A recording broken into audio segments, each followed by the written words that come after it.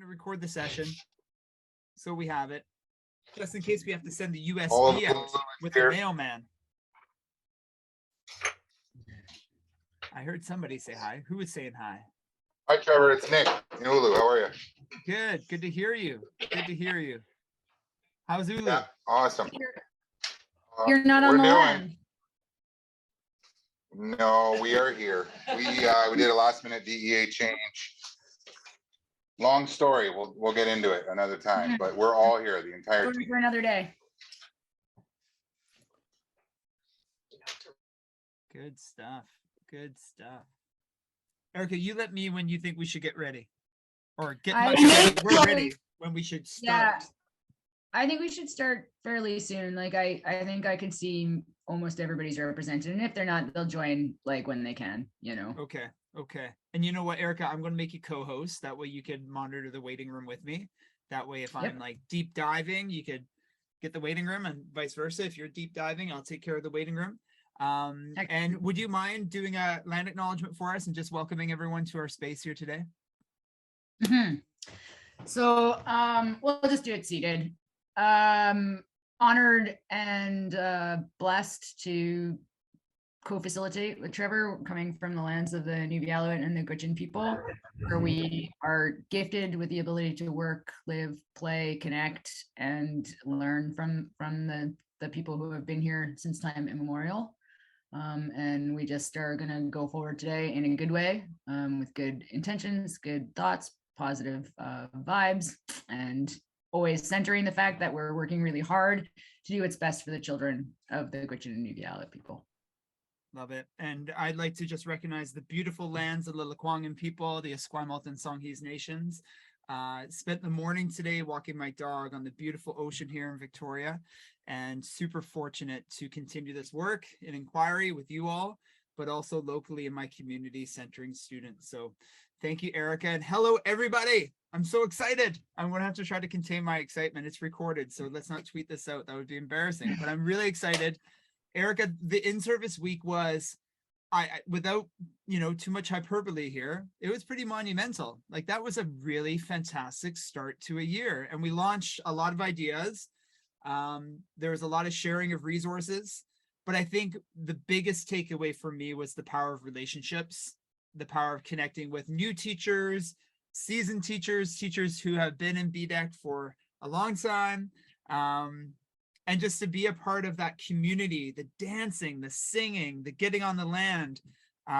It was a powerful week, wouldn't you say, Erica? Yeah, I would definitely echo that. Echoing. I love it.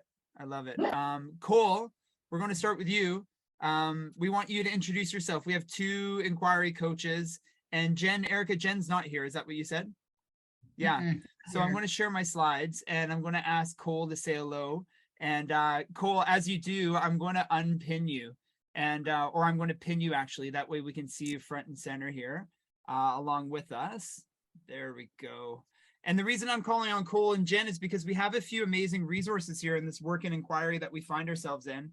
And we want to make sure that you know who some people are that can support you in this work and inquiry beyond merely Erica and I. So Cole, why don't you say hi and talk us through this slide? I'm actually dialing in from Signature, Trevor. So I'm on the CPNS one right here. We can hear you. We can hear you. Do you want to try to give it a go? Yeah, so we'll go ahead and kind of see here. I'll just go through the slide. So Jen's not here with me, but she'll be on the other slide as well. I'm Cole. I'm one of the inquiry leads for this year. I've worked with most of you before. I'm excited to work with everyone, like more so this year that I get to travel to different communities as well. I was in the inquiry network last year with Erica and Trevor and everyone that was involved there. Just a little bit about me is I'm from small town Alberta originally. This is my second year in the north, and second year with BDDEC. Last year I worked over with East 3 Secondary as a social 10, 20, and 30 teacher. I also did some stuff with high school phys ed, and then I pushed a little bit into high school ELA. I have an inquiry background. I'm super passionate. It's the only way I've ever taught is through inquiry. So I'm really excited to be able to come in a role where I get to kind of travel to different communities and get to see everyone. My specialty is definitely designing inquiry-based assessments and really utilizing putting thinking routines and those kind of ideas that we talk about through the network into practice.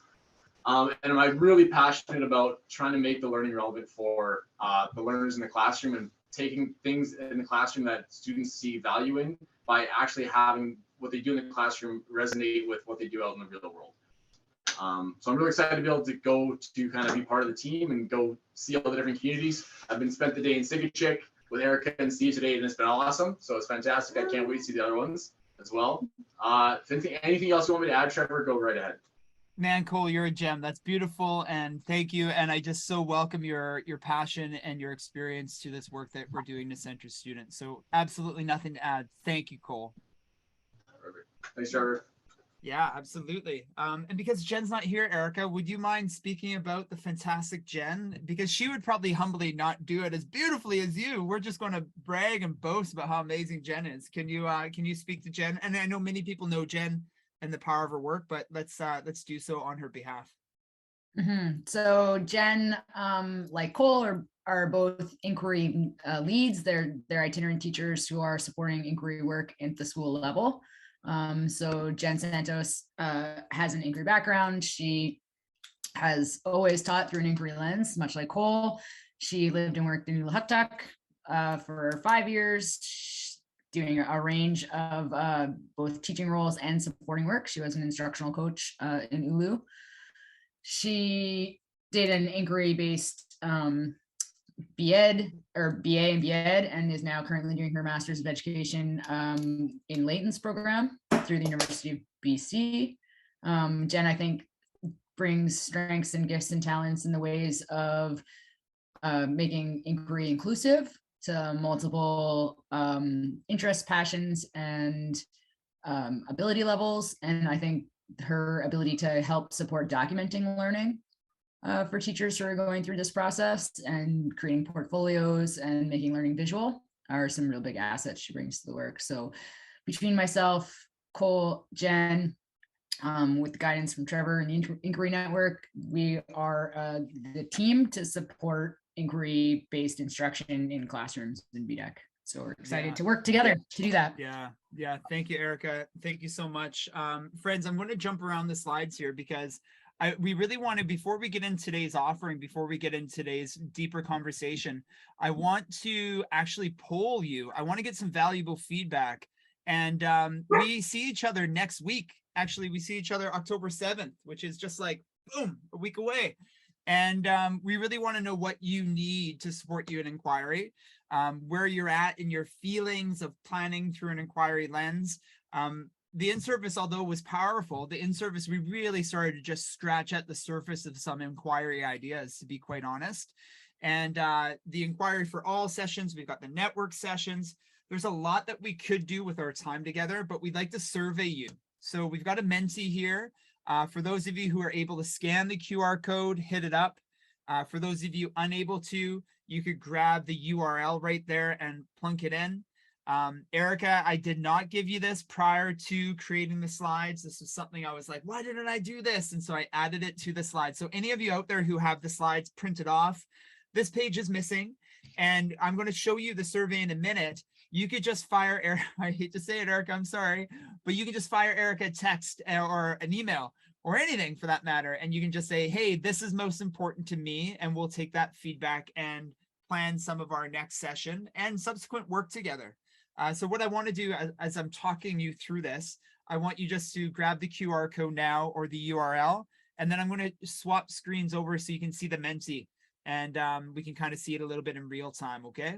So I'll give you another couple seconds here, and then I'll transfer over. And what I've done in the survey is I've kind of boiled down the work to 5 underpinnings, 5 big ideas in inquiry, and I want to talk through them ever so briefly. Thank you, Erica, for throwing that in the chat. Oh, it's Megan on the ball. Megan, gold stars. If we were giving out gold stars, Megan, you'd get a gold star. That is fantastic help. I don't have any gold stars. Do you, Erica? No, but I mean, I could fashion one for you, Megan. Here we go. There we go. Look at that. This is beautiful. This is neat. I love this. So I threw together 5 underpinnings, friends. I'm sharing my screen right now for those of you who are phoning in, and I'm just showing you the bar graph of the 5 underpinnings. We've got provocation and curiosity as underpinning number 1. Learning walls and evidencing. And this is that evidencing means assessment, like Cole talked about a passion of his being assessing through an inquiry lens. So when we talk about evidencing, we're talking about assessment there. And learning walls, we're talking, as we spoke about in the in-service, we're talking about making our thinking and our students' learning visible. And what do the walls of our classroom spaces, what story do they tell for and of our learners? The third underpinning, if it was a race, it would be winning the race. That's planning for inquiry and the curriculum. So looking at our curriculum, how do we plan for inquiry? And then the next one is questioning structures and activities. And then finally, the last underpinning is place-focused inquiry. So this is great. This speaks to your needs, your interests, perhaps your passions, and it allows us some really rich evidence to guide some next steps. And so I'm just kind of leaving this here for a moment to see if there are anybody else that wants to chime in. If you're in a room watching this with colleagues and you only have one device on the Menti, I'm pretty sure you can add multiple votes off the same device. So feel free to do that. If you want me to reshare the URL or the QR code, it's in the chat, so you can grab it again. Erica, any thoughts, observations, noticings from what you're seeing here? Nope. I think that is a quick, great in the moment feedback tool to help direct probably aspects of this session and then certainly nods to the next session. Absolutely. Absolutely. And it's interesting how they're all tied, aren't they, Erica? Like as an inquiry practitioner, I think, these are all woven together. It's really hard for us to tease them apart in terms of the offerings to come. So although, your heart may be set on curiosity and provocation, as the votes for planning for the inquiry and the curriculum, as that one obviously is a big focus for people, well, provocation and curiosity is definitely going to be a part of that conversation. So by no means are we excluding any needs from the plans moving forward. Wouldn't you agree, Erica? It's all going to come together. Mm-hmm. Yeah, I would agree 100%. Does the Menzi stay open, Trevor? Just Saks is having a little bit of a tricky time kind of weighing in, but if they have the link, they can do it when the signal is strong. Absolutely. And I think that's a good point, Erica, is this is kind of a snapshot now, and maybe it's a trend, but we'll definitely continue to look at this in the next week as we plan for the October 7 conversation. And yeah, friends, continue. Maybe your thinking changes between now and then. And as I said, email Erica, email me, send us a message, let us know your thinking. If you'd like to give us a more anecdotal or qualitative, analysis of your needs, reflection of your needs, we'd be happy to take it from you. I love a good visual. Isn't it good, Erica? It's so helpful. Okay, I'll stop sharing my screen here. I'm going to bounce around, share my other screen. There we go. Fantastic. So friends, welcome. We're going to start with where we left things off at the in-service. And, I think we all left the in-service with a liberated feeling of not having to do a bunch of tests, a bunch of standardized assessments that sometimes, restrict some things that we really want to do in the first 5-6 weeks of the school year. And that felt really, really good to be able to focus on our learners, to focus on getting to know their stories, their passions, their interests, and the community of learners, the rich modules that are at your fingertips to help you in this work of getting to know your kids in the first 5 or 6 weeks of the school year. And so we really wanted to ground us in this liberated feeling of, hey, take your time, go slow. And as you get to know your scholars, as you get to know your students, they get to know themselves and they get to know one another. And in that work, in that learning, that's where the community is founded. And that's going to be something that we can leverage and lean on for the rest of our time with our scholars and with our students. And so I'm really curious what has been happening with regards to the community of learners. So here are some discussion questions, but don't worry, I'm not going to throw you in a breakout room or discussion, group setting right away. But here are some reflective prompts. So what has happened with the community of learners in your specific context in the last 5 weeks, last 4 weeks? What has been going on? What's your community story? And I love that word community. You know, we're talking about the classroom, but we're also talking more broadly as well. You know, your school community and your space, the community of which you live in and you teach in. What is the story there? Is it the community of your class, the community of your school, or is there a broader community that you've connected with? And then what benefits have you observed from your efforts to build community? What have you noticed? What have you observed? And then perhaps finally, what challenges have you encountered in this process? So some pretty significant reflective questions here for us to kind of get thinking about. Erica, we've had some amazing evidence of the community of learners emailed in, texted in. How many photos do you think have been sent to you or you've gathered over the course of the last month? Well, even since I sent them to you so we could prepare the slides so people could have them beforehand, like I've probably gotten another like 30, but I didn't want Another to, 30. I didn't want to put them in because other people like the slide deck was kind of already in play. So I did Yeah. want to sort of put a little disclaimer, like as you kind of show and share, like there are many more coming in as everybody kind of like goes through the work. Yeah. So yeah. if yours yeah. isn't there yet, it will be there hopefully by next week.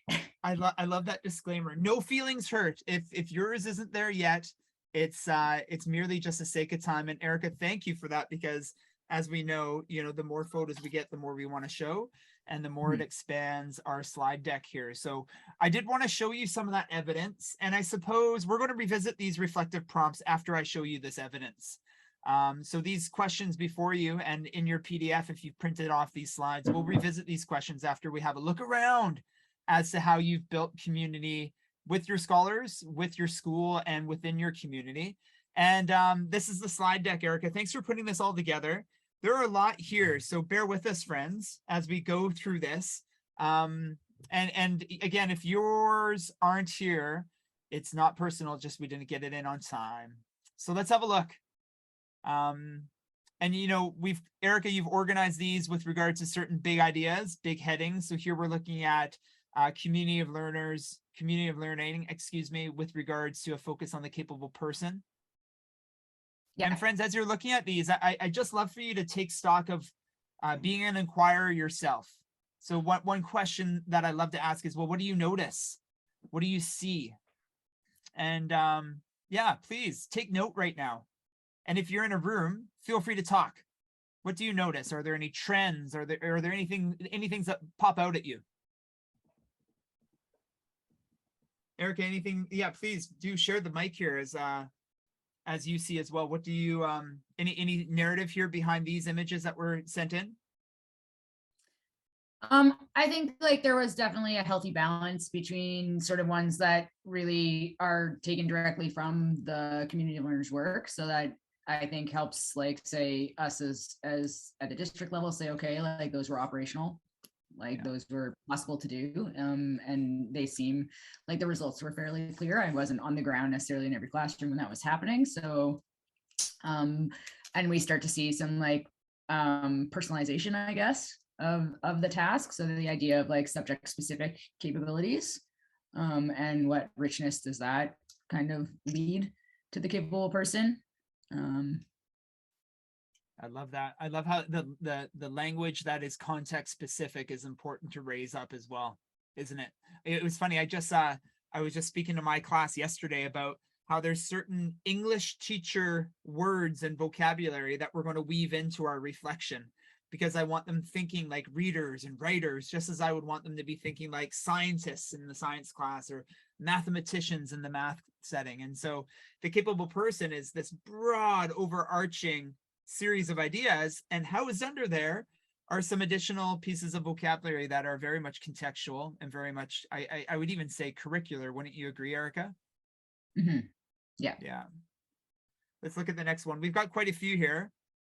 I love this division between the separation from school and community, and that's right there from the community of learners resources, isn't it, Erica? Yeah. Yes, it is. And even for me, I'm asking myself at this point, like, what would it look like if it was a circle, right? If it was concentric circles starting from the community out, right? So if I was going to redesign the activity pieces, I may look at that, right? Yeah. Yeah. Yeah. Yeah. I'm looking at the symbolism here. Erica, can you talk about the symbolism that we're seeing here? At the bottom piece, Yeah, well, with the those are cranberries, aren't they? there are Or what kind of cranberries, berries are they? Yeah.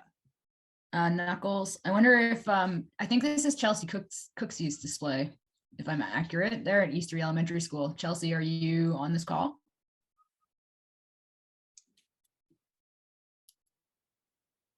Maybe. Give it a moment as she scrambles to unmute. They're upstairs in an upstairs classroom, so they should join on here in a second. Thank you. All right, Appreciate well, that. I'll give a nod to it before if she jumps on or not. But I believe that's the underneath are the berries have the pieces for the kind of values and beliefs activity. So you can see in the colors there's what do I like about school? Why is school important? So those activating questions to start to get student feedback about school and how school functions to them is what's in those berries. Yeah. Do you know what grade level this is, Erica?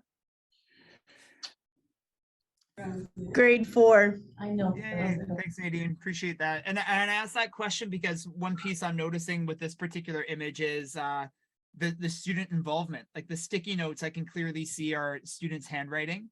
And I could just imagine the act of them placing these sticky notes after they've reflected deeply. And that's something I really value in these activities is, getting students reflecting, evidencing, and then actually physically moving and placing. There's something so powerful about them placing a sticky note. And if you've experienced that with your scholars, you know what I'm talking about, that the act of pinning something or placing something as a belief or a stance or a reflection on identity, it is powerful. Here we have more on the capable person. Go ahead, Nadine, Trevor. forgive me. I just wanted to let you know that their mic is not working upstairs. So kind of you. Thank you. Thank you. The micless ones upstairs. We're loving you upstairs. So thank you. And again, friends, as we go through these slides, I'm just taking our time to call on you to be reflective. What do you notice and what do you observe? And I'm curious, any questions you have, any wonderings you have. Let's go through a few more here. One wondering I have, Erica, and I'm not privy of walking through the school and looking into classrooms, but where are these? Like, are these in classrooms, on classroom walls? Are these on classroom doors? So as students come to the class, they see them. Are they outside of classrooms? Are they on the walls outside of classrooms? That's one wondering I have. So it's a healthy mix. I think I've got definitely examples from almost every school, maybe the schools that are experiencing some pretty deep internet connectivity challenges, where I'm a little struggling to get some of those, but most of these are happening in the classroom. There's a few that are sort of outside classroom displays, that students see when they come into classrooms, but lots of them are existing on classroom walls at this point. That's great. That's great. I love that. I think when our students are in learning and they see their voice on the walls around them, I think that has a huge impact on sense of belonging. And we catch them using the evidence around them on the walls, unprompted and unrehearsed. When they see it, these belief statements, these value statements, they come to play in ways in which we can't script and we can't anticipate. And so that would be a big kind nudge from me is, can we ensure that this evidence is in the classroom around our students constantly? And I love the visual representation here. I love the how bright it is and even how messy it is. I love the messiness too. Sonia's saying, I love the immediate visual for students, staff, and community. Co-created norms. Thank you, Sonia. Let's look at a couple other ones. It's funny. I've asked my students the same question about their talents. And you know what my students ask me? They say, why do you care? How are you going to use that, Mr. McKenzie? And so it does become my responsibility to communicate with them and to them the plans on lifting up their talents and their strengths and how I would love to plan with those in mind. and being very clear. And, as I get to know your talents and your interests, they provide me really rich learning opportunities to plan for you. And then my students begin to kind of nod their head when they see the connection. It's not just kind of an empty Mr. McKenzie request to get to know their talents. I want to use them to plan learning experiences so they feel a sense of competence and belonging in their learning and in their classroom. Let's go through a few more. Values and beliefs work. I love this one. Oh, this is so good. Erica, any insights into this one? I love them all, so I'm not singling any out, but any insights into this one? Yeah, so like our goal always was to replace the stock visuals in the like modules or in the kind of support packages with evidence from the field. So we're just sort of, as we're in schools and as people create things and they share them with us, we're just really hoping to sort of integrate those into the packages so that there's a variety of visuals that are available. And that is, of course, the intent of collecting support visuals. Certainly the evidence helps people identify, areas that they can,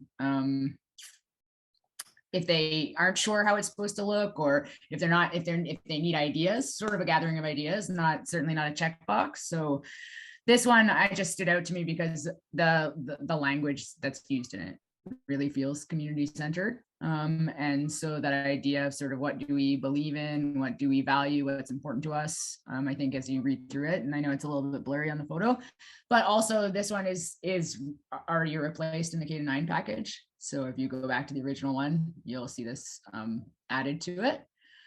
And just, yeah, I could tell, I was in this classroom briefly. I think I could certainly tell that the seeds of this had already begun to be planted with the students. So, but like I said, the photos are really meant to be options, invitations into thinking in new ways, a collection of how people are doing it. So it isn't only one way, right? And so really just a celebration of the different perspectives that teachers are bringing to it. So if you've got evidence, and I've certainly said that in as many ways as possible, if you've got evidence, if you've got visuals, if you've got pictures, send them along, and I'll add them in. Again, just a disclaimer, there was no checkbox to collect evidence, just open door invitation to send them if you're doing awesome things, because we like to lift those up.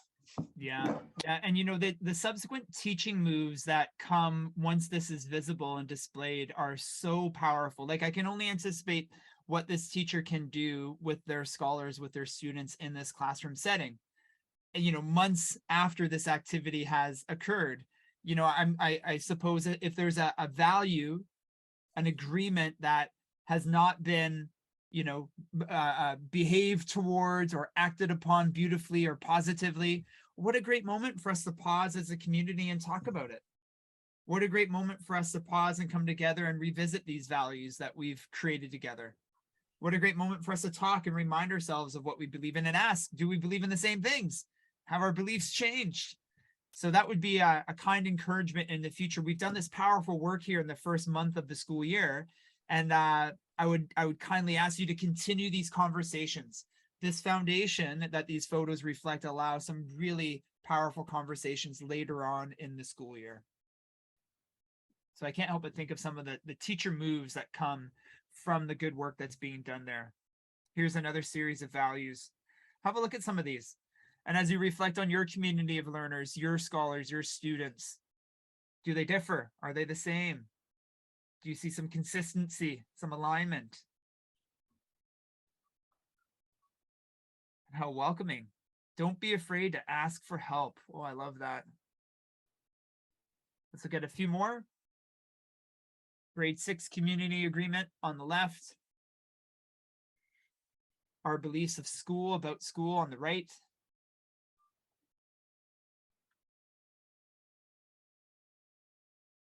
I am going to ask you to share and talk in your settings there. And if you have someone there beside you, if you have a group of people beside you, around you, or if you'd like to be put in a breakout room. So as I launch breakout rooms, I suppose you'll only go to a breakout room if you'd like to. If you're sitting in isolation right now, you'll go to a breakout room.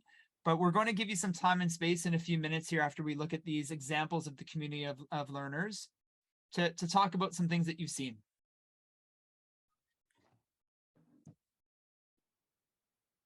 So here are our questions. Here they are. I framed these previously before we did the show and share of the beautiful work that you all are doing. And I'm going to leave this slide up throughout this conversation.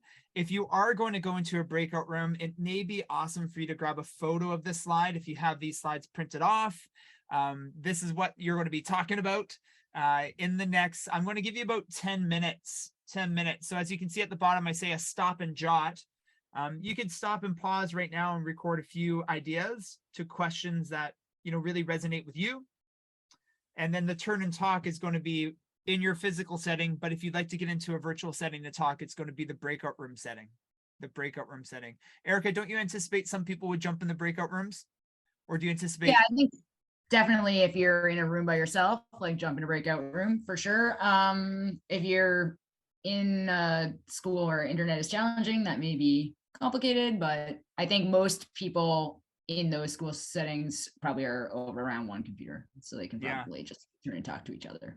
That's great. That's great. So that will be the structure. It's a little bit of a choose your own adventure structure based on the parameters of which we find ourselves learning in today, which are a lot of fun. And if anything, we pivot so beautifully and we are flexible and accessible. So we're going to give you roughly 10, 12 minutes right now to talk about these questions. I'm really interested in what are the benefits you've seen and what are the challenges that you've encountered. And when I say the benefits, what's the return on investment? You've spent some considerable amount of time building the community of learners up with your scholars. What are the benefits of that? What do you see as the return on investment? Erica, anything to add before I open up breakout rooms here? No. Will they be sharing out with us? Like, is there so that either will be orally or through the chat? Yeah, I think the easiest way is to actually go in the chat. Once we come back, we'll prompt you to go in the chat and we'll go through those questions and ask you for some ideas. And of course, I'm going to ask if there's anyone that would like to unmute and share some ideas and summarize some of what the conversation was like in their breakout or in their physical space. So it will be a little bit of both, and you're going to choose the one that you're most comfortable with. How does that sound, Erica? Sounds good. That sounds good. Okay, let's get into breakout rooms here. Give me a moment. I'm just going to open them up. And there'll be breakout rooms of 4 or 5 people per room. And again, if you get into a room and or don't accept the invitation if you don't need to go to the room. That's what I should have said. Don't accept the invitation if you don't need to go to the room. So there are the invites. Please accept yours if you'd like to get into one. I'm going to monitor them just to make sure people are bouncing around. And if you need any help, let us know.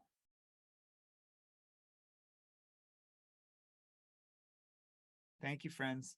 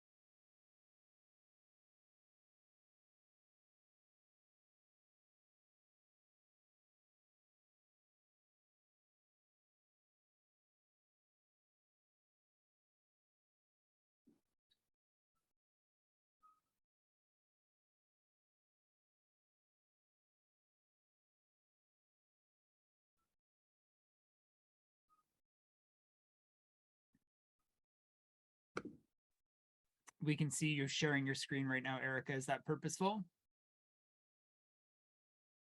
Yeah, just somebody asked to see that slide again. Fantastic. So I just did it I love rather it. than. Thank you for doing that.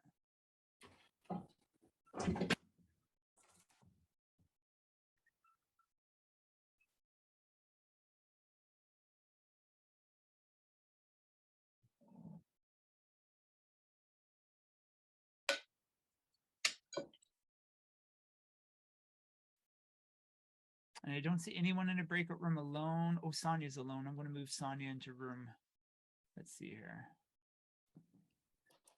There we go.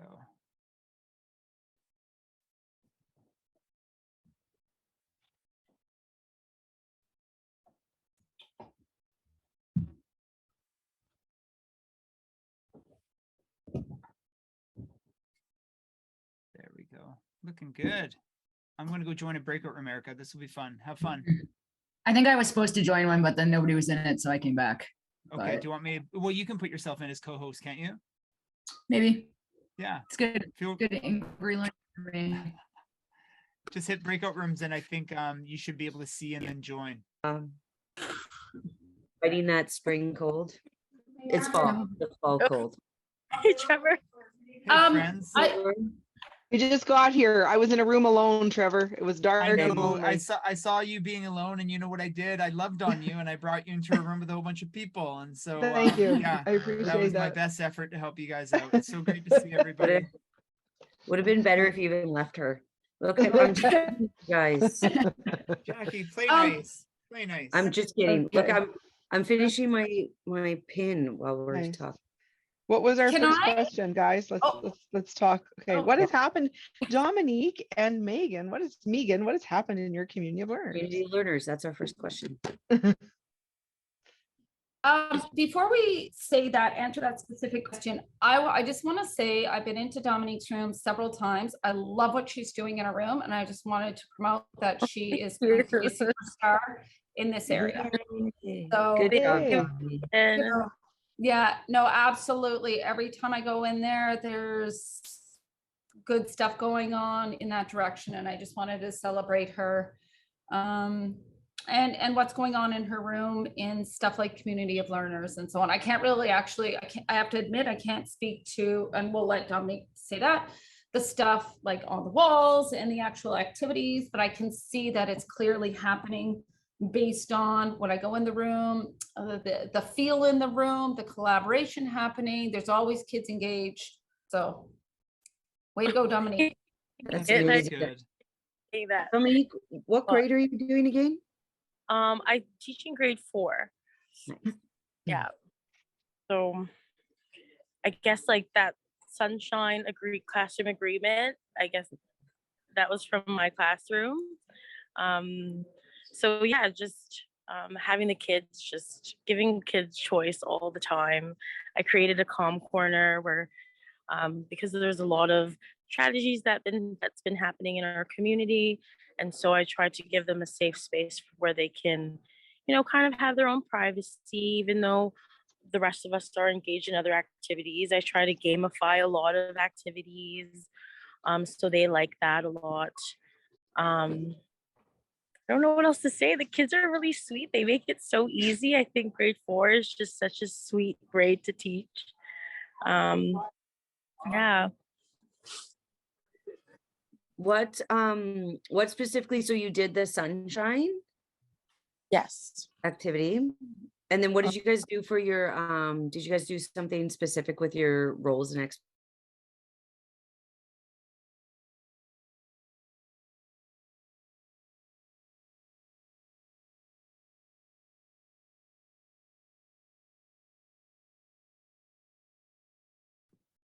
Hi, Trevor. I have some laryngitis, and Marion and Nicole are not having good audio, so we're functioning in the chat at the moment. Oh man, I feel so bad for you, Julie. Just don't talk, don't say a word, and Right, exactly. nothing. So Mute. Stop it. Okay. I feel for you, and thanks, Marion. Thanks, Nicole, and yeah, thanks, Julie, for making it work. And I'm sorry that your throat sounds not great. So yeah, rest, get in the chat, and I'm thankful you're making the most of it. Okay, I'll see you back in the main room in a few minutes here.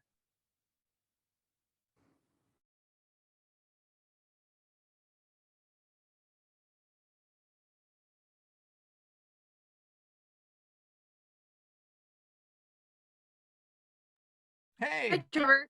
How's it going? You're all I'm alone in good. here. You're Well, all I did alone. have I had Blair in here and we chatted for a good 2 or 3 minutes, which was awesome.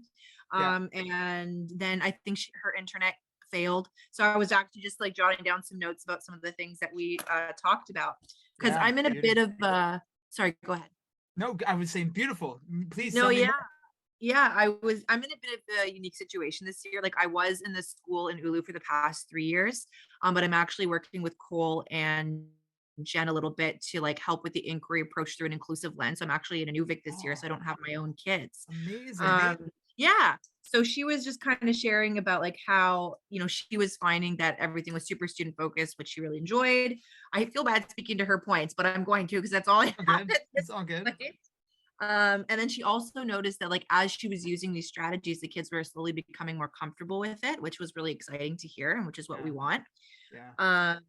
And then two things that kind of stuck out to me were like she was also finding that with attendance, some of the kids that need it the most are the ones that aren't there to access it right now, which is unfortunate. But hopefully, I'm thinking to like as kids get more excited and more engaged, they're going to tell their friends, and I'm hoping that'll help with attendance as well, right? Yeah, totally. Yeah. And then the last thing that she also mentioned, which I thought was interesting, was that sometimes like when they were talking about the community, some other things were coming out, not always positive, like maybe sometimes the community's scary or the community's mean. And I said, you know what? And she said, but we still included it, which I thought was great. Because I said, that's also something that as kids get more comfortable with the inquiry process over the course of the year, maybe that's something that you guys could investigate and delve a little deeper into. Is there something that you can do to make the community less scary or something that you could do to help support the community through a problem or something like that? So that's kind of where we got to. And then she jumped off. Yeah. And one curiosity I have there in that last bit of sharing is like how over time do perhaps some of those feelings soften because you're continually building trust and you're showing your students how you're showing up for them and taking care of them. I'd be curious to see, as we continue to have them reflect, do those feelings soften and they actually don't feel as worrisome for students in certain areas of their learning. So so much of what we do is kind of playing the long game, right? Especially when it comes to inclusiveness, is we set the stage and so many of our scholars, they don't trust us.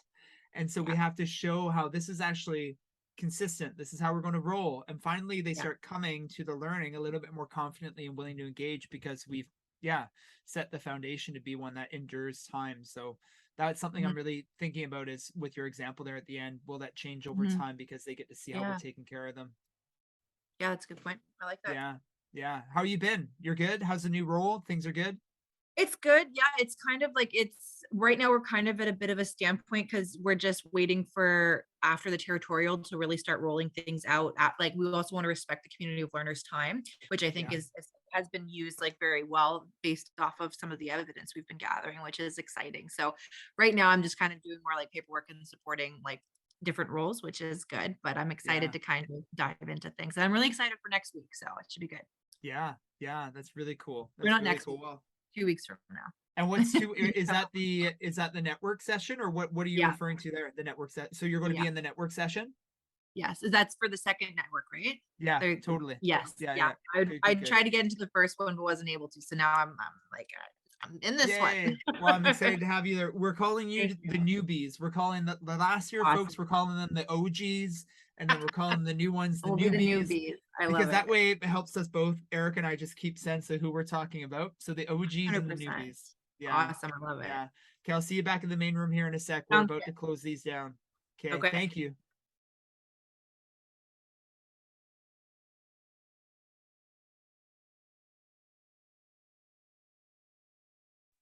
One more minute, friends. We're going to shut these breakout rooms down. If you're in a physical space, we'll have you come back together in a moment here. 1 minute.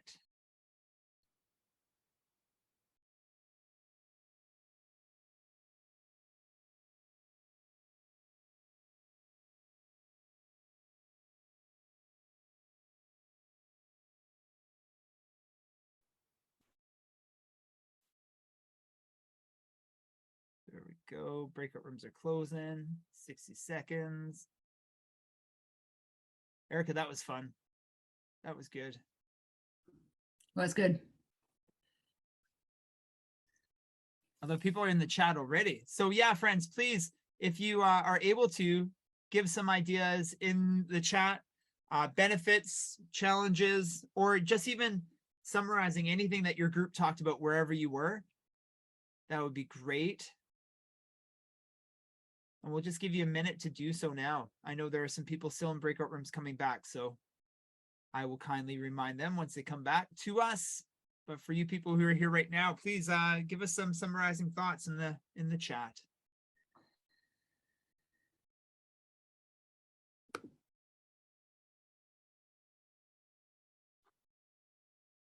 Erica, anything you want to share? Anything that you're seeing? Anything you heard?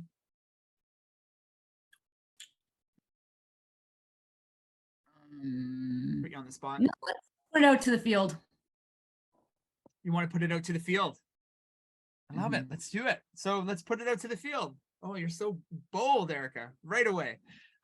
Friends, yeah, if you're comfortable unmuting your mic, we would love to hear a voice or two or more. How was the conversation? What's one thing you heard that you'd like to pick up? We would greatly like to hear from different groups. MKS, I see a hand was raised up. What do we got?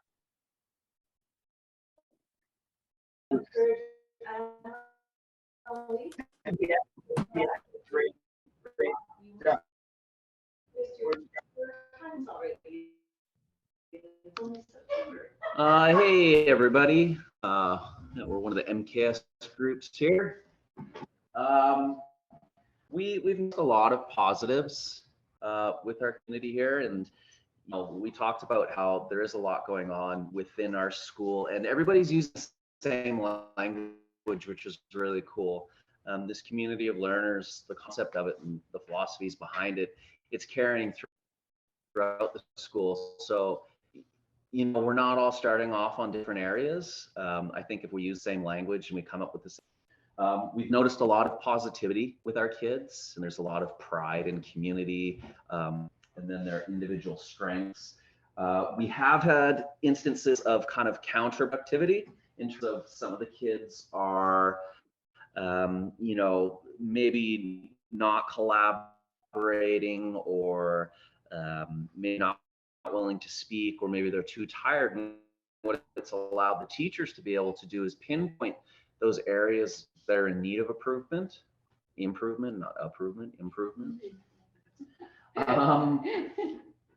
We've also been able to, so we were using kind of hockey as the example, but we've been able to have students identify things that they might, like their strengths and their interests that might think doesn't relate to academics, but we're able to kind of deconstruct these things and kind of say, well, this is part of your learning here at school. For example, when we're talking about hockey, things like timing are very important in hockey, and so we can relate that to their maths. Strategy is very important, which is kind of problem solving. Even looking at historical games and such, we can see patterns in the way things happen.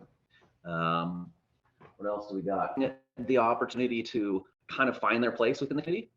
They're seeing the whole picture, at least we're talking about the whole picture, and they're seeing that they are part of this wonderful puzzle that exists here in Aklavik.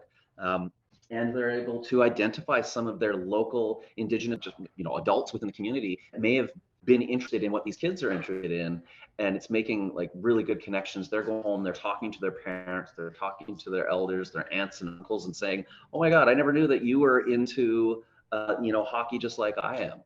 So we're seeing, it's kind of, I guess what we're saying is it's kind of carrying outside of the school, and it's trickling into the local community. I don't know, we didn't really answer your question by question. We just kind of had a conversation, and it kind of led us to talking also about some of the difficulties that we're having.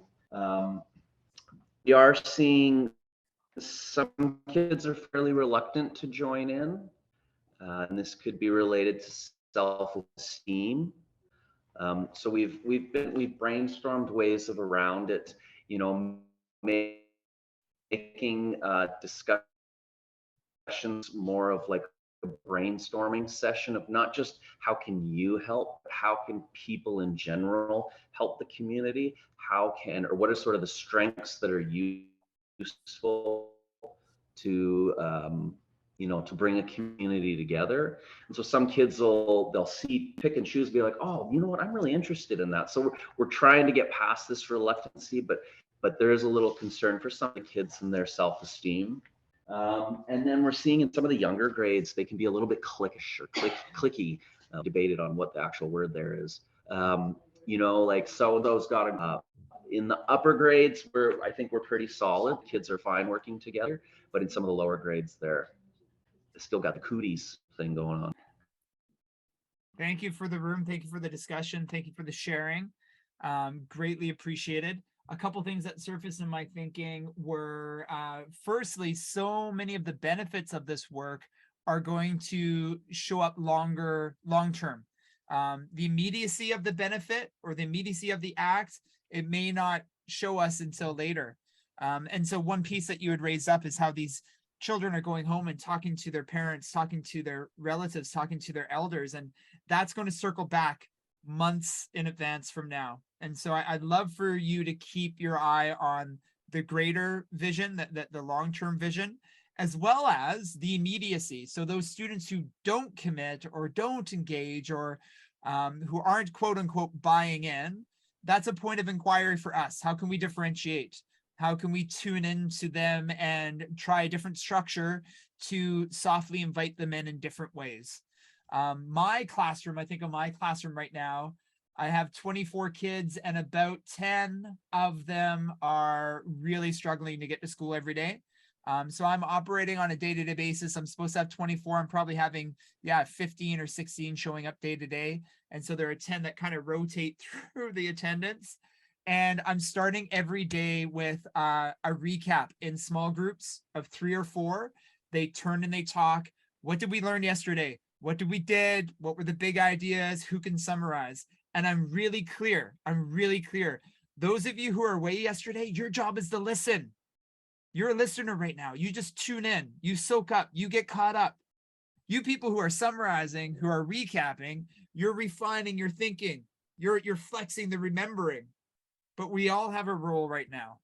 And so I'm doing that every day right now. And why? Because I want those students who aren't coming to feel welcomed and included, and that the learning is accessible. So we start every day. We call it a brain dump in my class. It's a 4-minute brain dump. And the students who I feel like would be more high risk in terms of attendance, I think they're coming to my class now because of that. And that's been 3 weeks now in the making. I noticed something, I try to structure, I'm recognizing the benefit of said structure. Another thing I'm doing with my writers is I'm doing a lot of sentence stems for our compositions right now. We are doing writing. We're talking about identity. They did a learner profile composition for me. That's all about themselves and their stretches and their strengths. They did a biography composition for me, all about, what their interests are and what they do in their spare time.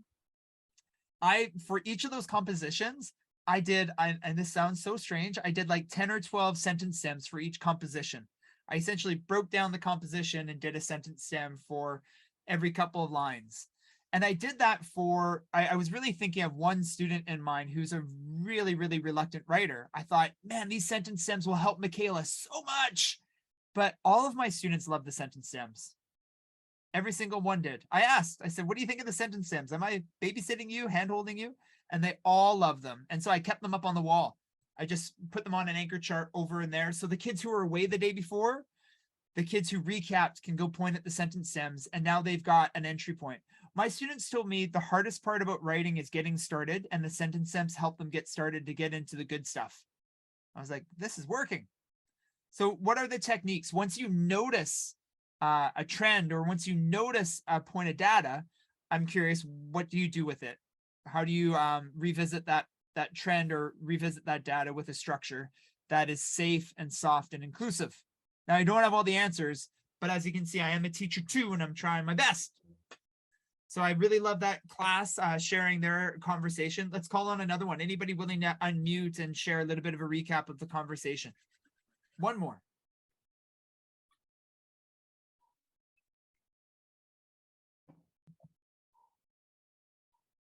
Eric and I both take a sip. We're like, we'll wait for just a minute. We'll see what happens here.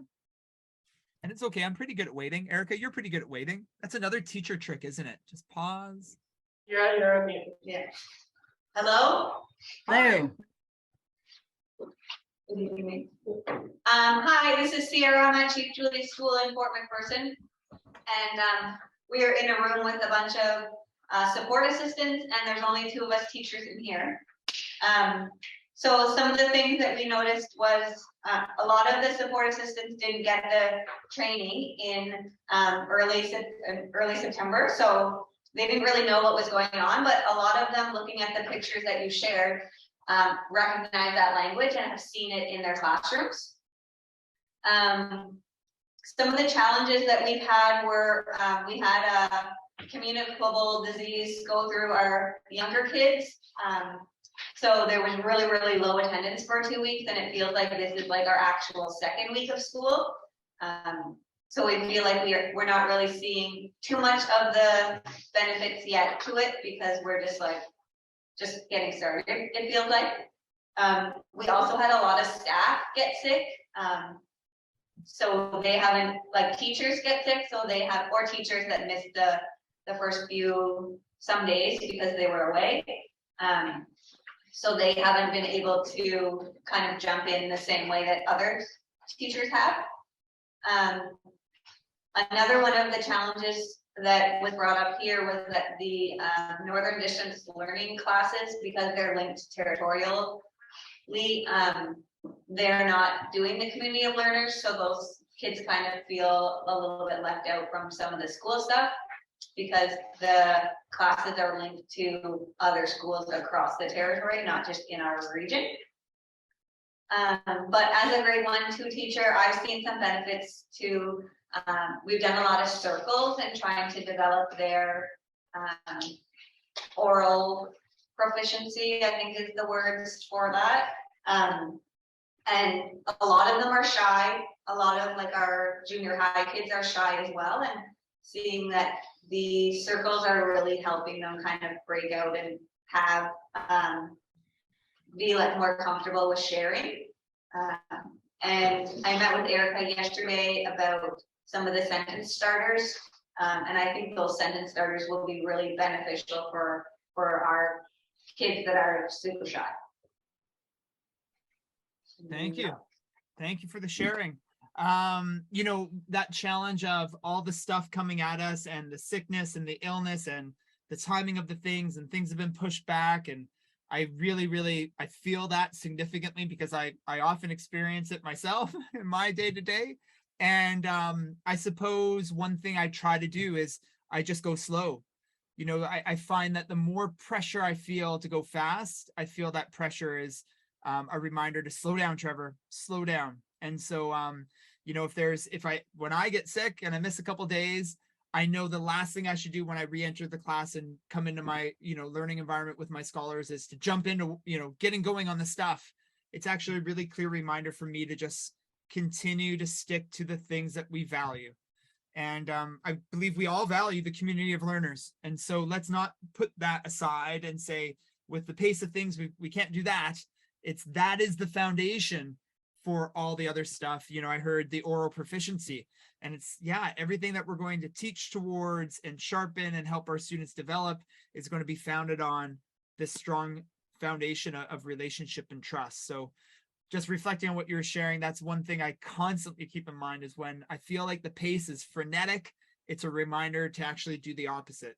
Slow down and slow down and slow down. Erica, any thoughts from the chat or any thoughts from the breakout rooms that you visited?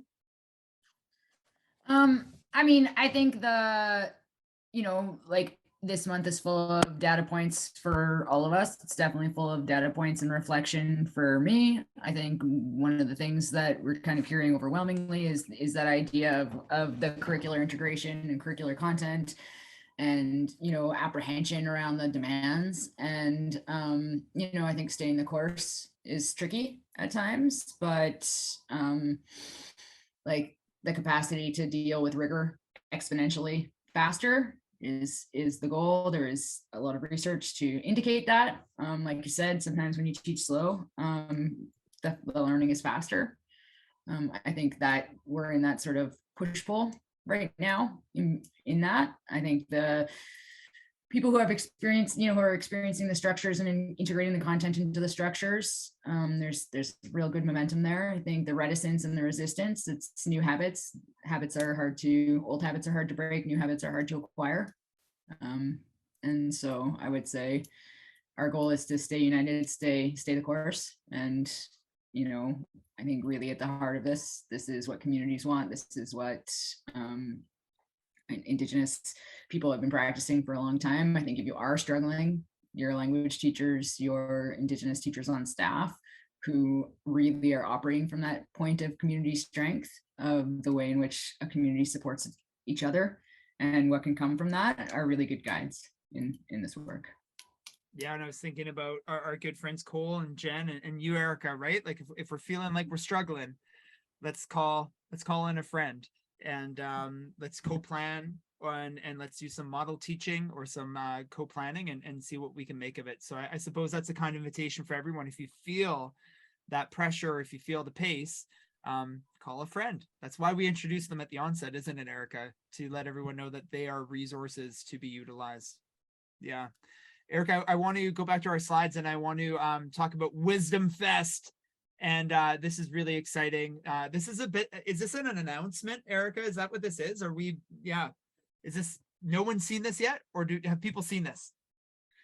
School circulated it because we need to get their leadership network members. So I'm pretty sure most people maybe have seen this poster in their schools. They don't really know much about it because the Wisdom Fest leadership network is just meeting for the first time today. So originally we were gonna sort of like have teachers reflect at this, on this one, but we're gonna not. So after we're done, teachers are kind of on their own to just kind of metabolize what they got in this session. And the Wisdom Fest Leadership Network is who's gonna kind of like sink their teeth into this and bring it back to their schools.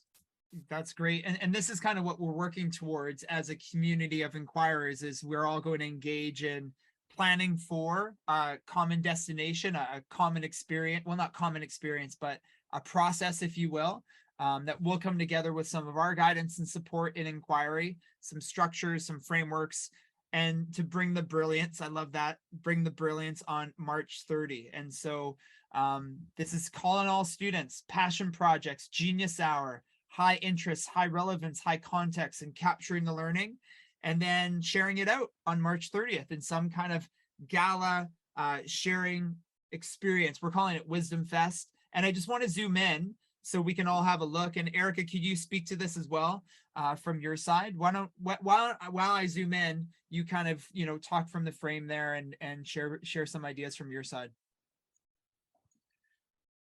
Excuse me.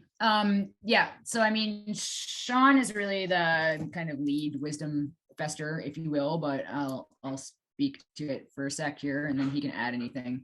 But basically it's just a rebranding of the learning fair idea, and that idea of sort of bringing the ability for students to really develop and hone in on their passions and interests. It's going to look different in all the schools, and we're conscious of that. The goal is to construct and co-create with schools, and to really be mindful about contexts. It's not something that, showing it today doesn't mean that it's on and everybody's alone, right? The Wisdom Fest Leadership Network, which is kind of the school leads, will be the beginning of those conversations in your school, but it is definitely an expansion of the learning fair to bring it to as many people as possible and to really give students an opportunity to nurture, grow, and find their passions, and then have them supported. So that's why it's called Wisdom Fest, because everybody has wisdom to bring. Absolutely. And contextually, we're talking grade 4 to high school. Is that right, Erica? Yeah. And whoever is texting me to tell me that wisdom is spelt wrong, you are 100% correct.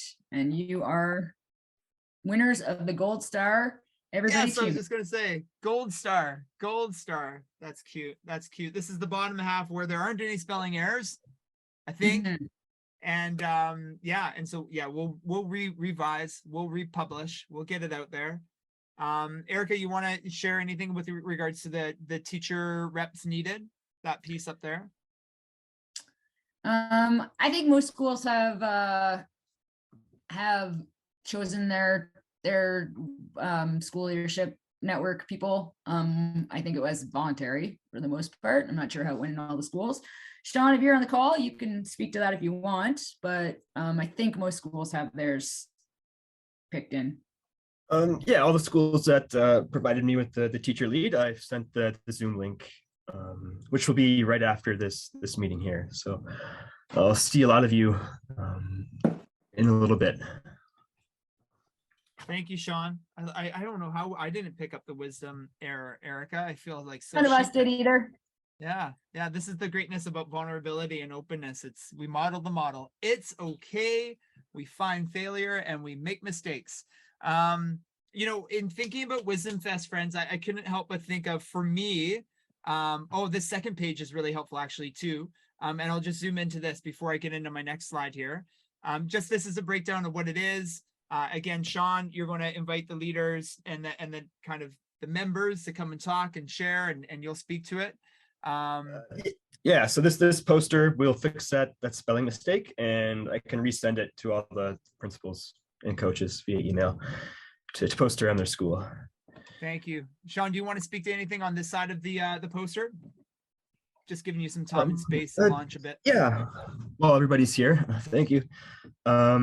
This is just a general overview, like you were saying, of the process. So stage one, that's going to be at your school level. So you'll be doing a Wisdom Fest at your school. There's different requirements at each level. So school fairs, school fest is open to everybody in the school from JK to grade 12. Stage two, that's the Wisdom Fest here in Nunavik. That's grades 4 and up. And then there is a stage 3, which is the Canada-wide Science Fair. So up to 3 projects will be going off from the BDDEC Wisdom Fair to hopefully in person in Edmonton this year.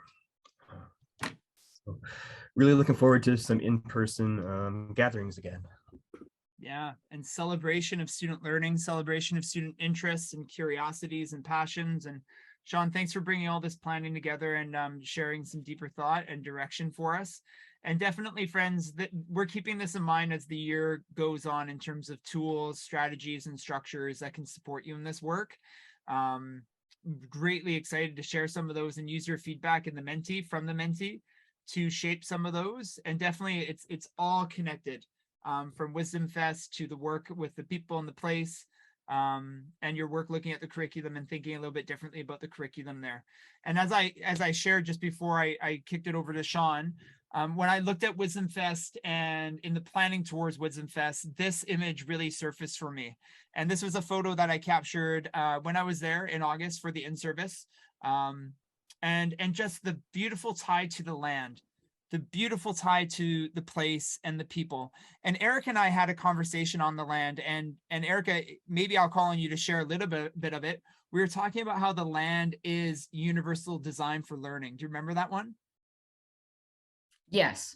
Yeah. What does that mean to you? The land is UDL.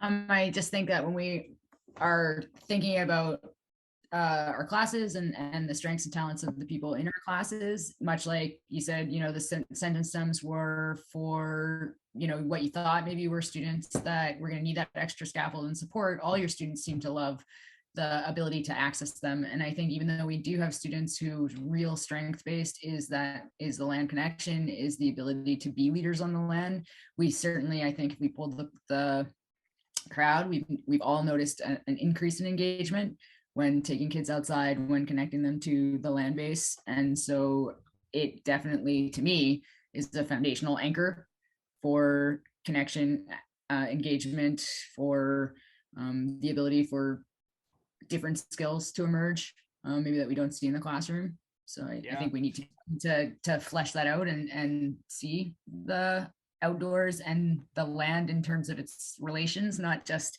taking kids outside, but the land in terms of where they are, the historical context of the people, the seats of strength for the people, right? Yeah. And that really resonated with me, Erica, when I was thinking about Wisdom Fest.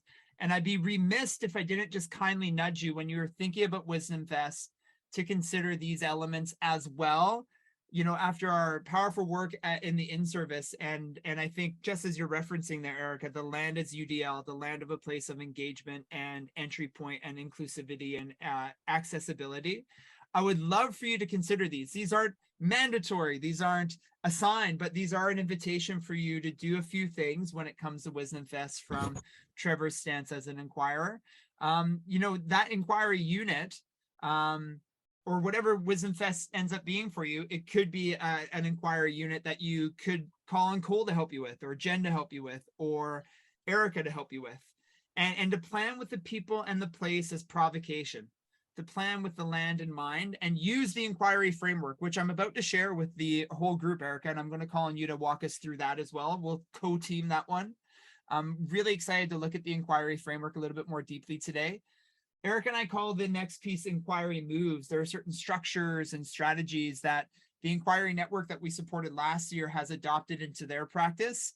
Part of our time next week will be looking at a few of those inquiry moves based on the feedback in the Menti, but there are specific structures and routines and tools that we could use to support our inquiry implementation and the experience of our learners. And then, of course, just to gather evidence, whether it's in a learning wall or a portfolio. Even if you assign a piece of evidence, which I often do with my scholars, we want to see a body of learning, a process of learning, a story of learning that students can reflect on when they are sharing their learning story at Wisdom Fest. The evidence are the artifacts they'll hold up to talk about their learner narrative in getting ready for Wisdom Fest. So those are a few things from my perspective I'd love to have you consider when thinking of Wisdom Fest. Erica, I'd love to, here, I'm going to go into the next slide right away. So we're going to skip this one. I'd love to spend a little bit of time today talking about this. And this is the inquiry cycle, friends. And this has been, would you say months in the making, Erica? Months in the making. Yeah, well, I think it was probably at least kind of a 6-month process, but it includes a lot of experience in this region for sure. Yeah. So we didn't merely take an inquiry cycle that's been utilized in other places. We really invested in time and energy and efforts and conversation to develop an inquiry cycle locally and with local people and with local language and values and beliefs right there in the inquiry cycle. So if you're familiar with an inquiry cycle, I'm sure you're going to see alignment. I'm sure you're going to see some things that are, common, but then it is actually also quite different. So what I'd like to do is zoom into each quarter, each little area here, Erica, and maybe have you speak to the process, what it means. And this is not something, again, folks, we're asking you to roll out right away or plan to or use, but we also know some of you really want this. You want to see this and you want to be tinkering with this and using it in your practice right away. So this is merely introducing the inquiry cycle to the group here today and some of the language that we're going to be adopting in the future. So let's go up here to thinking in place. And Erica, why don't you talk us through some of this? And of course, I'll jump in too, so I won't leave you hanging. I think one thing that maybe to start us all off, Trevor, in our chats, kind of in developing this and in looking at inquiry cycles in general, like there's something that you have said, which I think is really important for everybody to really hold on to. And that is that inquiry cycles are often aspirational, that we don't just dive into a big, inquiry project right away, that we scaffold to success that way. So I think thinking of this cycle, especially, it's an aspirational practice. Like we want to get to a place where we can really plan like a unit of study in this way. And there's definitely the supports, which we have mentioned many times. And I think what we're really thinking about is readiness, right? So if you're really on this inquiry journey and you're starting to learn the practice and you're starting to think about how do I design inquiry-based lessons and units for my students, this is really a nice flowing model to help you both indigenize your practice and then also make it inquiry focused. But this first section is really the place-based learning. How is when I'm teaching and what I want students to learn and what I want students to engage with related to the place that they are learning in, right? And the questions, and actually I think what is really nice about this model is that it can be used both ways for teachers and for students. So it's really written in language that it's accessible to both the adult and the student learner, right? So a student could potentially, as they begin to really be in the driver's seat of their learning, take themselves through this model. right? What is it that I want to know? How is my curiosity, the piece of information I'm seeking, how is it connected to the place that I'm learning in? Is it a wonder? Is it a need? Is it a social justice element? Is it a desire to grow in my learning? And then where is place in these wonderings?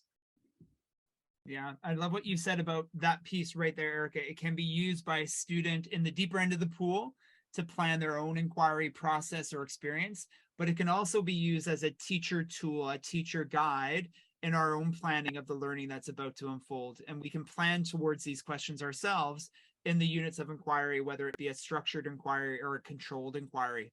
So that's something that we can consider here, friends, in terms of visualizing this inquiry framework, this cycle, along with the pool. How can we use this as a process to encourage students to take more ownership over their learning over time? So starting with the land, and then going down here to the self and spirituality, connecting to self and community. Again, you can see in the circle, there are a series of reflective questions that teachers can use to guide their planning, but also students can use eventually as we get into the deeper end of the inquiry pool to take on more agency over their learning. Erica, can you speak to this quarter, this quadrant, if you will? And so this is the piece where we really start to think about who is on this learning journey with us, right? Once students are kind of have chosen what they are thinking that they want to go deeper with, and or if students aren't in the driver's seat yet, and really it's teachers who are sort of leading their whole class on an inquiry journey, like the whole class can collaborate for who could help us. That really is this question. Who's going to be guiding us as we work through this? So who are community experts, who are local experts, who are experts from away, you know, if we're learning about something that's more global and less local, and how can we, and then how is our learning connected to our community? So if it is a global thing and it's not necessarily like localized right in the place where you're teaching, if it's a bigger concept, if it's a content course and you're talking about, you know, content that really needs to be understood, then how do we bring it back to our local context, right? So how can this learning also be connected to where I am right now? Yeah. We often do this when we say, if it's a global concept or global context, how do we bring it back to the local? And then conversely, if we start with a local context, a local relevance, how do we take it to the global? Isn't that beautiful? So we're always trying to make those two connections from global to local and conversely from local to global. And one question last year that surfaced in the inquiry network, Erica, and it was such a beautiful one. It was who or what could guide us in our learning? I love that question. And some of the teachers in the network asked their students that question. Who could guide us in learning more about? And the things our students told these teachers guided some of the next steps in planning, the next step of who we learn from. And then the second piece of that question was, what could guide us in our learning? So it doesn't have to be a person. It could be place, or it could be a resource. It could be a piece of literature or a piece of art or a piece of music. Erica, anything to add to that question? Yeah, I was just going to say, in the kind of teacher planning piece, which goes along with this model, there's the idea of like what is kind of needed. So students can really that's that self piece as well, right? Like what skills do I not seem to have yet? And so those are the really like curricular integration. Those are the curricular competency skills. Those are the toolbox skills for literacy, numeracy, social science, right? Like what learning are we missing and what mini lessons need to come in order for the guides that we have, their content knowledge, and then what skills do I need? What skills am I teaching as a teacher? What skills am I embodying here for research, for managing information, for addressing content, and taking the pieces out of that? That's those like mini lesson actual curricular pieces. Area. And it's okay that your students may not know those things yet, right? This is the beautiful thing about co-designing is, as the teacher in the room, we could bring that language to life with our students. We could share, well, here are some critical skills or understandings that will help us in this learning as well. So it's not merely letting our students guide 100% of the learning. It is a partnership. And we really encourage you to know those skills, so that those skills can surface in your planning and in how transparent you are with your scholars, that those skills are necessary in the learning that they're about to experience. Let's go to the next quadrant over here, growing together. And I'm just going to move around my slide so I can see a little bit more, and the people and self. And again, folks, you can see the consistency here in terms of the reflective questions to help you plan for the learning and the inquiry, but also for students eventually to take some ownership. This could be a frame that you use with a student one-on-one for them to plan an inquiry of their own. And that would be kind of deep end inquiry, wouldn't it? But this is a frame that is something that is used in the structured end, the shallow end of the pool, as well as the deep end of the pool. Erica, your thoughts? So this one is where we start to think about how process and product come together, right? So the orange and purple section are as we go through the process of learning new things, as we've identified something that's like we have a passion for, a curiosity, how it might be connected to a curricular content area that you started with in the orange section, and how am I going to share my learning? So what learning have I done? What new learning is still needed? This is the feedback piece in the inquiry journey, right? In an inquiry cycle, this is checking in and saying, what have I learned? What do I need to learn still? What gaps are missing, right? I check in with my guides, I check in with my experts, my teacher, and I look at how I'm going to share out what I've learned, right? What processes, what product is going to work for me, right? What are the outcomes? This is where you're co-creating the criteria for success. So what outcomes am I really honing in on, and what do I need to do in order to share them? Yeah. Yeah, I can't help but think of the power of reflection with regards to the whole cycle, but also specifically with regards to this quadrant, and not just the student reflecting, but then the student in reflection identifying some next steps. So not just where am I at, what have I done, what have I learned, it's also and my next step is, or and I could go ask for, or I could go ask from someone. And that's really powerful agency, friends. That's what we call assessment capable learners, when they're so accurately and concisely and confidently self-reflective that they can then determine next steps in their own learning.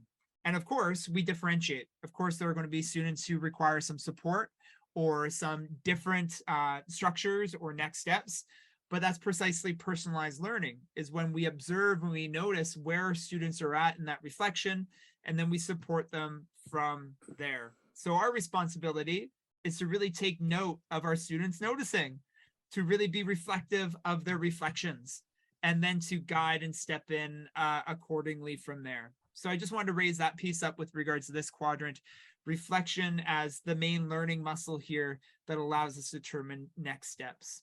Erica, anything to add to that one before we go up to the top quadrant here? Not at this point. I did also, just as we were talking, drop it in the chat, the fully supported model with like all the extra kind of what do I need to think in this section. So for those of you who are interested and you want to know more and you really want to sink your teeth in, that link in the chat is the full model with also has like a teacher planning guide. This at this point is kind of like a provocation to show you that this is an indigenized inquiry model. Right. So when we're planning, we're always planning with a place-based eye. And so that's why it's localized to our context. It's not saying like everybody needs to now take this and every unit they need to do is developed in that way. It is really just that this is an aspirational thing that we're hoping for as we go down this inquiry journey. So I did just provide it for you so that you can kind of see. Yay. And I love that you said it is a provocation. And as we know with provocation, sometimes when our scholars, when their curiosity is spiked, they run with it. And we're sure that some of you are going to want to use this right away. That's why we're showing it. That's why we're sharing it with you.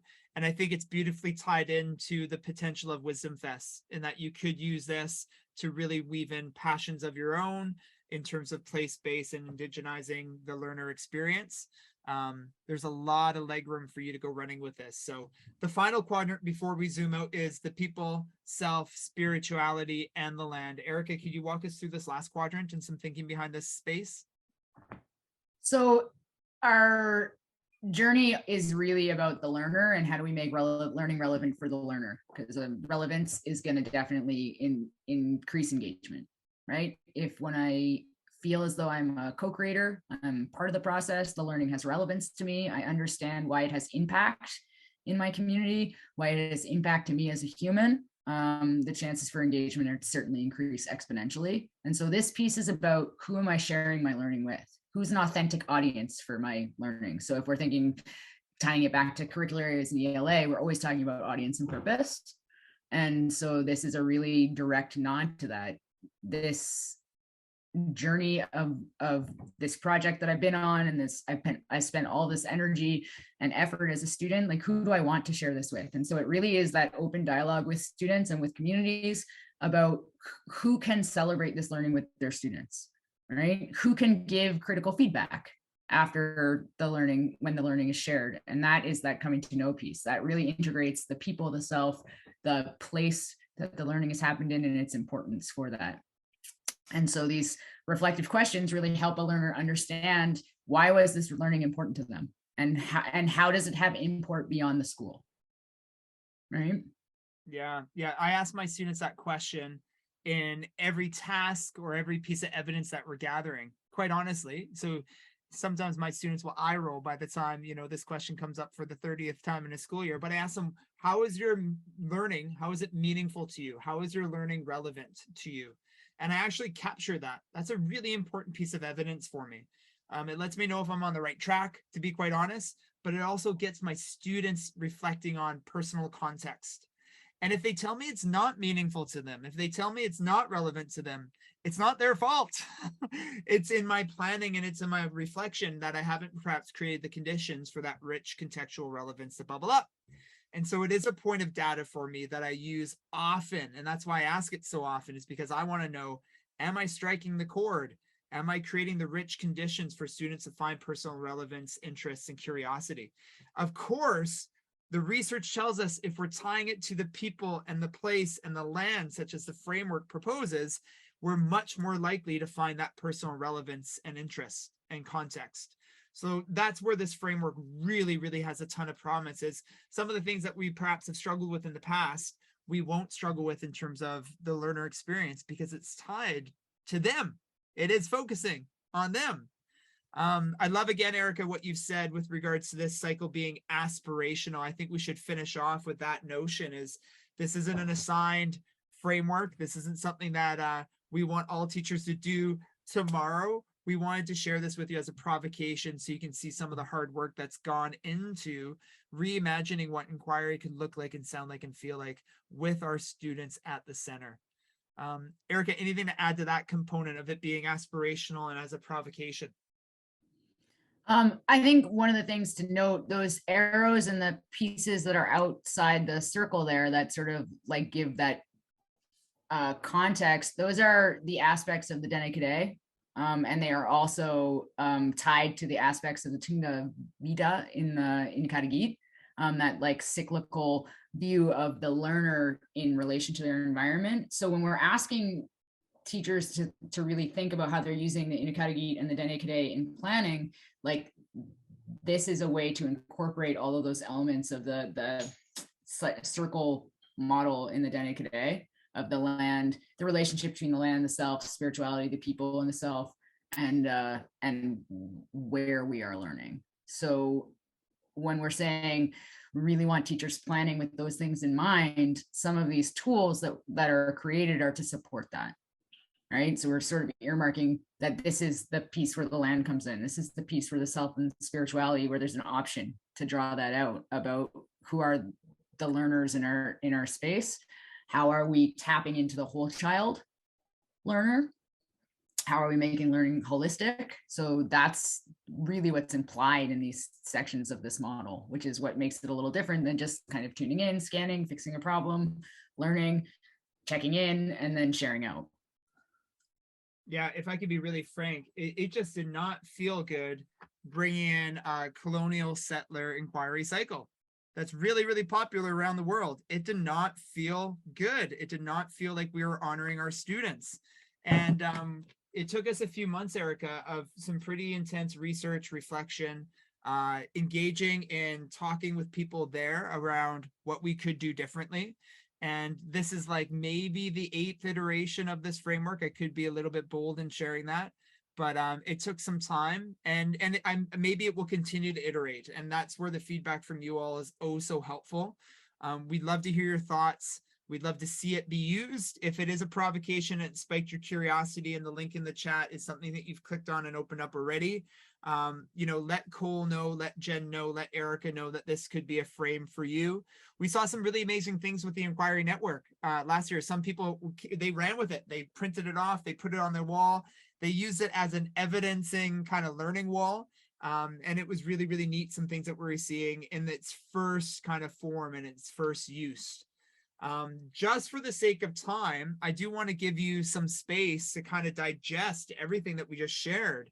And so this is going to be another one of those stop and jot moments and turn and talk moments. So what I'd like to do is give you just 5 minutes. I'm not going to give you another 12-minute window of stop and jot time, just 5 minutes. And I'm curious, what do you notice? What do you wonder? What do you know? And what could be your next steps? Is this something that you want to take and run with?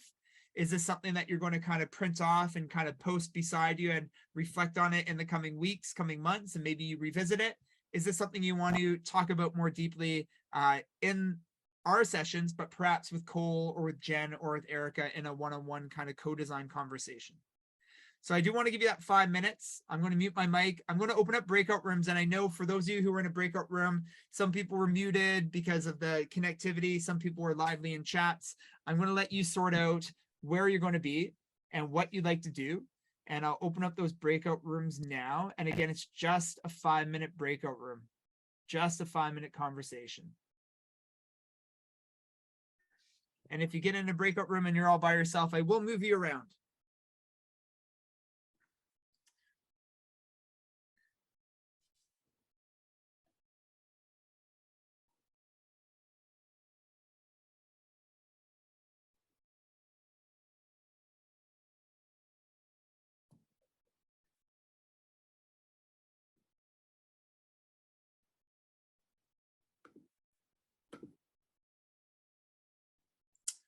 Trevor, if you put your slide up and they're in a breakout room, they still can't see it, right? They can't see it. Yeah, but I will put it back up. I will share my screen just like that. And that way, those people who are here in the main room, they could see it, but the breakout room folks can't.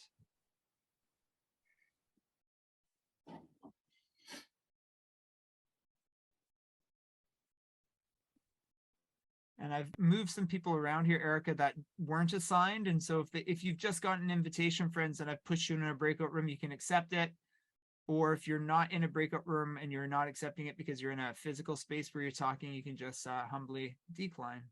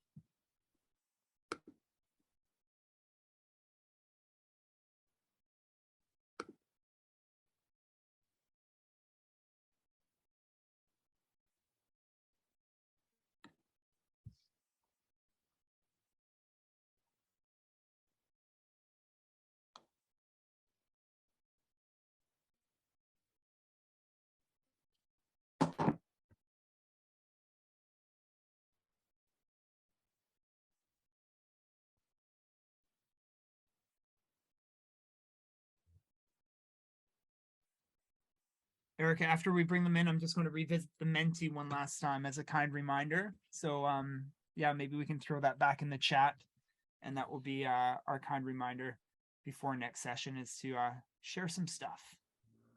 Mm-hmm.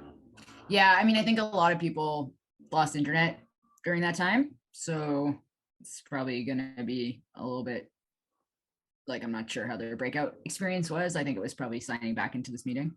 Yep. Yep. Good point. We roll with it, Erica. That's like a sharpened tool of ours, is rolling with the flow. Mm-hmm. All right, I just stuck the Menti back in there. Thank you.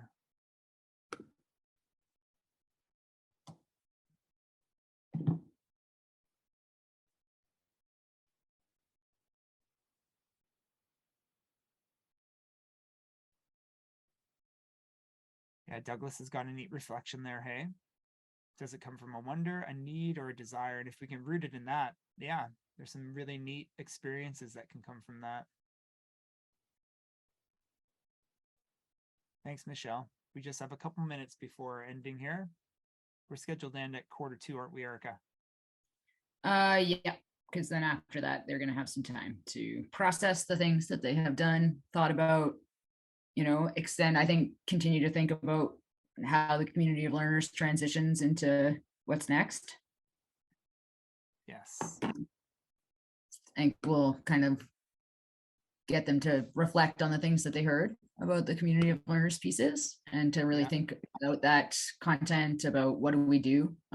Maybe they can help each other brainstorm a little and problem solve a little about what do we do to scaffold to success for the reticents in thinking routines and oracy strategies. I think maybe PSTs could really jump in on those conversations. Yeah, Right? I'm closing breakout rooms now. I know that the people who are in the physical space are hearing our conversation right now, so I hope we're not interrupting your talk, friends. I certainly apologize.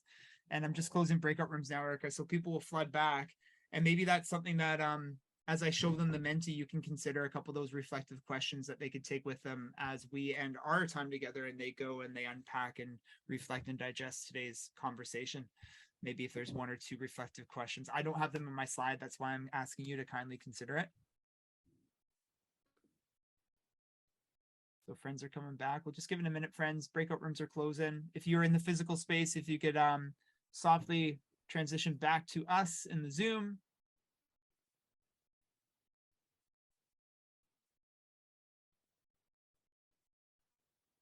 The breakout room countdown always gets me excited. It's like 6, 5, 4, and then they all come back.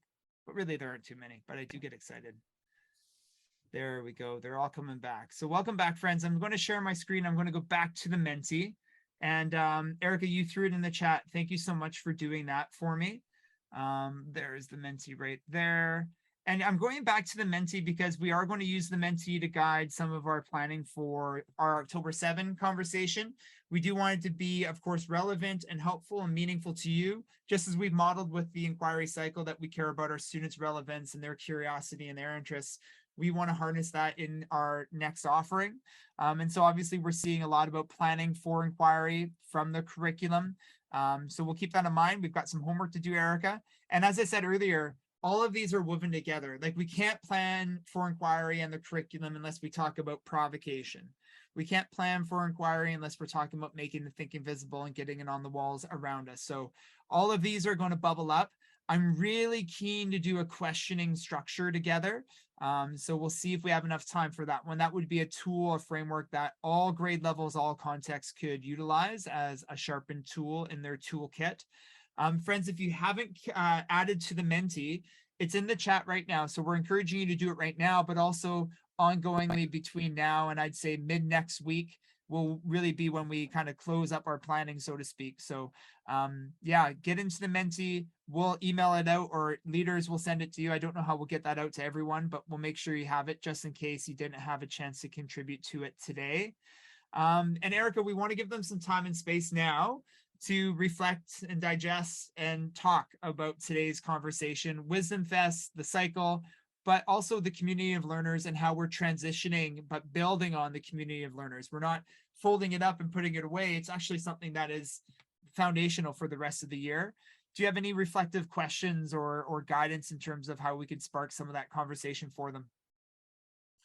Yeah, I mean, I think the big thing is it's an invitation for this last hour of the day to take something that you heard today and in your staffs, find your colleagues who are also interested in taking that on, discussing it deeply, thinking about how it's working, your building or not working, and use each other as critical friends to start to dive into some of those. So whether that's the community of learners, where you are now, where you think you'd like it to be, really taking in some of those barriers and how can treating them as a problem to solve, right?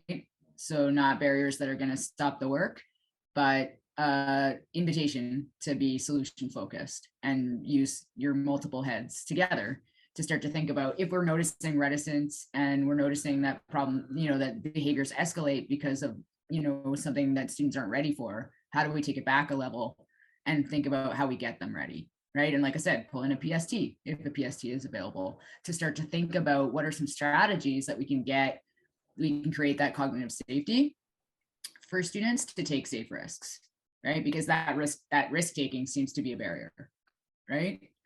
If it's not the community of learners and it's the invitation into thinking about planning for inquiry and looking at the model, and even just taking that link from the chat and reading the documents, right? Taking that like supported document that has all the explanations for each section and just spending an hour deeply looking at it and reading it, right? If it's thinking about sentence stems and how sentence stems can help build stamina in the writing, and taking a nugget of what Trevor gave us, like the goal for this hour is as a staff or as like-minded individuals to really want to have a critical dialogue about what's happened in this kind of almost a month basically, right? This hour is that time. Yeah, Erica, one thing I'm just going to scroll back up to this slide, those reflective prompts that we gave from the community of learners. And one thing that I just really want to drive home is, I'll say this softly, but my testiest kids, they mean to test me. That the ones that challenge me the most, they're trying to challenge me.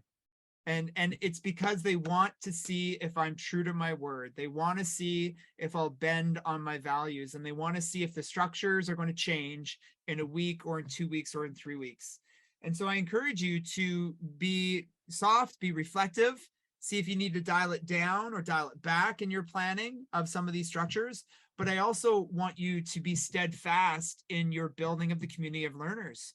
I would say our most vulnerable kids will test the structures to see if we are authentically committing to them. And are we really creating safe conditions for them? Is this really a place of psychological safety? And of course, that takes time, that takes commitment, that takes resilience, and that takes a whole lot of love.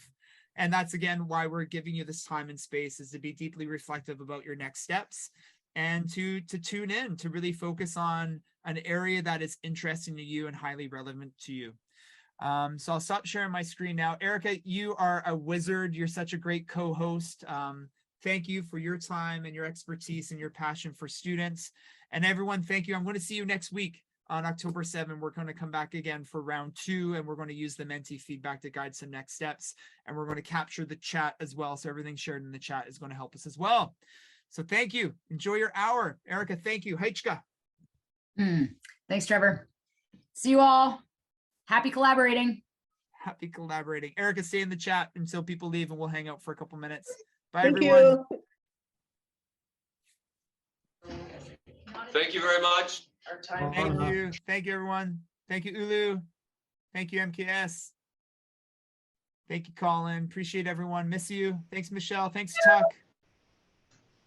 Thanks, guys. Really appreciate it. We had lots of fun. Thank you. Likewise. Thanks, Nadine. Thanks, Ulu. Thank you, Sean. Thank you, Sonia. Thanks, Jean. E3. Miss you guys. So we'll just give it a minute, Erica, if you don't mind. I do not. Hi, Sonia. I'll stop sharing.